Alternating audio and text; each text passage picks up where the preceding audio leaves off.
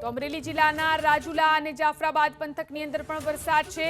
રાજુલાના ડુંગર પરડા સહિતના ગામોમાં વરસાદ, જાફરાબાદના દુધાળા, મીઠાપુર સહિતના ગામોમાં પણ વરસાદ।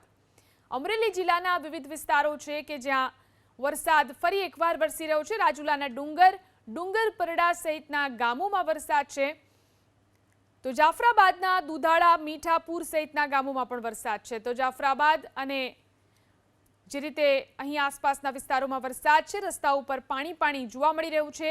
જાફરાબાદ શહેર અને ગ્રામ્ય વિસ્તારમાં ધોધમાર વરસાદ, ભારે વરસાદને કારણે જાફરાબાદના રસ્તા પાણી થઈ ગયા છે।